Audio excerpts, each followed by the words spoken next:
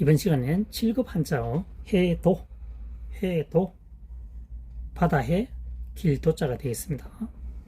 바다의 자를 파자 분석하면 물수 변이죠. 변이라고 하는 것은 좌측에 사용되는 한자어를 말합니다. 우측에 사용되면 방이라고 하죠. 변방이라고 외우시면 되겠습니다. 좌측에 변, 우측에 방, 변방, 변방이라고 하는 것은 국가와 국가 사이의 경계선을 말합니다. 지금 우리나라의 같은 경우에는 38선 정도가 되겠습니다. 변방이죠. 국가와 국가 사이의 경계선을 말합니다. 그래서 그 다음 매양매죠. 물이 항상 있는 곳은 바다입니다. 강이나 호수는 가뭄으로 인해서 고갈될 수 있지만 바다가 고갈됐다면 세상은 아웃입니다. 바다에 물수변 매양매, 물이 항상 있는 곳은 바다다. 강이나 호수는 가뭄에 의해서 줄어들 수 있겠지만 바닷물이 없다면 세상은 종말이 온다. 다음 길도자가 되겠습니다. 갈착, 머리수죠. 머리수. 그래서 머리가 간다라고 하는 것은 통상적으로 길을 간다는 뜻이 되겠습니다. 머리수, 머리가 간다라고 하는 것은 길을 걸어갔다. 길도자가 되겠습니다. 해도, 바닷길이 되겠죠. 바닷길. 바다에 물수변 매양매, 물이 매양, 물이 항상 365일 내내 있는 곳은 바다라는 뜻이 되겠습니다. 길도, 갈착, 머리가 간다라고 하는 것은 길을 떠난다는 뜻이 되겠습니다. 길도, 해도는 바닷길이 되겠습니다. 이번 시간에는 7급 한자어 전후입니다. 앞전, 뒤후. 앞전자입니다. 앞전자는 여기서 우리가 알고 있는 앞전보다는 자를 전으로 먼저 풀이하는 것이 좋을 것 같습니다. 보면 달월의 선칼도방, 벨월입니다. 벨월, 배다는 뜻이죠. 자르다는 뜻을 가지고 있습니다. 이때는 달이 아니고 고기육이 되겠죠. 고기육. 고기는 당연히 칼을 이용해서 베게 되겠죠. 자르게 되겠죠. 그래서 벨월, 자르월. 그 다음 초두머리입니다. 초두머리. 그러니까 어떻게 됩니까? 풀을 칼로 이용해서 벤다라고 되겠죠. 그래서 자를 전입니다. 풀을 칼을 이용해서 자른다는 얘기죠. 그래서 자를 전, 앞전입니다. 자를 때는 앞부분부터 자른다는 얘기가 되겠습니다. 자를 전, 앞전. 배월, 초두머리초. 초두머리초. 옥편에는 나오지 않는 한자어가 되겠습니다. 우리가 알고 있는 초두머리초는 일반적으로 풀초머리라고 합시다. 풀초머리. 구분하기 위해서.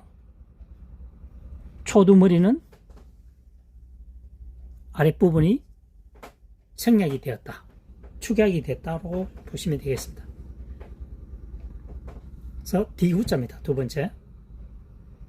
조금 걸을 척입니다. 두인변.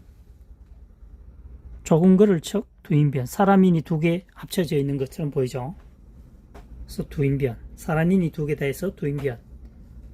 두인변으로 풀이되는 경우는 많지는 않고 주로 걸어가다는 조금 걸을 척으로 풀이가 많이 됩니다. 그래서 작을요, 뒤져 옳칩니다. 걸어가면서, 두 사람이 걸어가면서 뒤져오는데, 뒤쳐져 온다는 얘기죠. 작게 보인다는 겁니다. 거리가 멀어지면 멀어질수록 작게 보이죠. 그래서 뒤편에 있기 때문에 그렇습니다. 그래서 후미에 처지기 때문에 물체가 작게 보이게 되겠죠. 그래서 좋은 글을 쳐 작을요 뒤져올지. 작은 걸음으로 뒤져오니까 걷다 보면 뒤로 처진다. 이렇게 풀이해도 되겠습니다. 그 작은 걸음이라고 하는 것은 아버지와 아들이라고 생각하면 되겠습니다. 여기서 아들은 5살 전후 같이 걸으면 계속 어린이가 처지죠. 보폭 차이가 있으니까 그렇게 풀이해도 되겠습니다. 가장 중요한 것은 이 한자를 주어진 한자만을 가지고 활용해서 장기간 기억 저장할 수 있다면 그 학습 방법이 최고라고 생각합니다.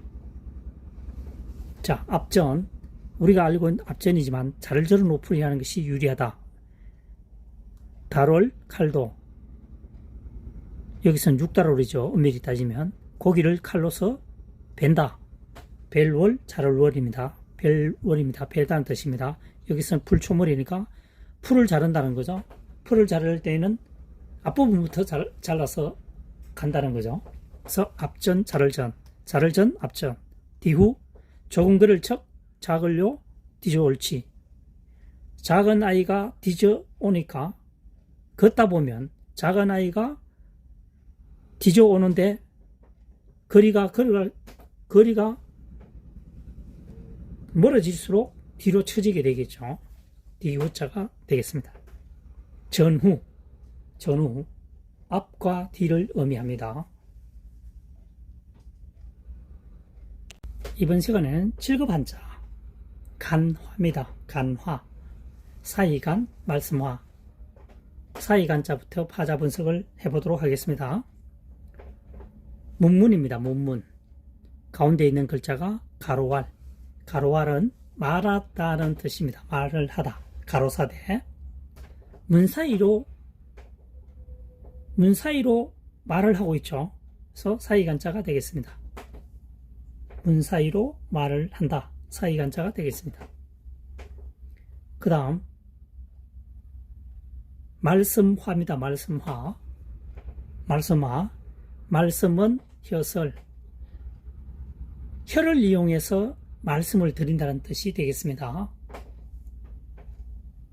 수화를 이용하는 경우도 있겠지만 수화를 이용하는 경우는 과거에 추측을 해보면 그리 흔치 않은 상황이었을 것으로 추정됩니다.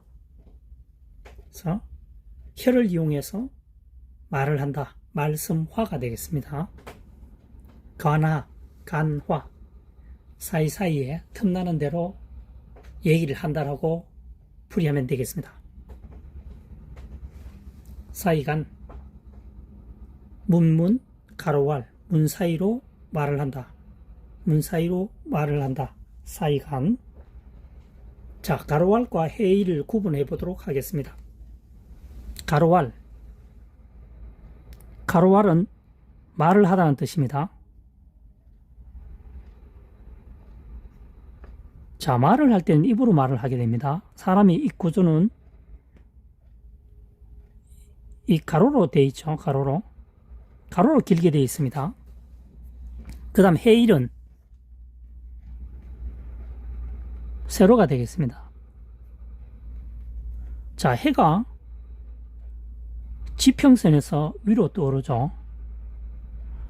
그러니까 해일자가 세로로 길게 구성되어 있다 라고 생각하시면 되겠습니다.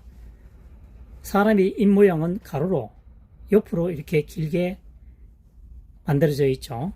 그래서 가로왈 되고 해일은 지평선에서 위로 떠오르기 때문에 이렇게 세로로 길게 서면 되겠습니다. 확실한 구분 방법이 되겠습니다. 사이간 말씀화 문문 가로왈 말씀은 혀설 그래서 간화라고 하는 것은 사이사이에 말을 한다라고 하는 것은 주로 농촌에 일을 하다가 쉬는 시간이라든가 아니면 가까운 거리가 가까워졌을 때 조곤조곤 얘기를 할 수가 있겠죠. 간화가 되겠습니다. 간화.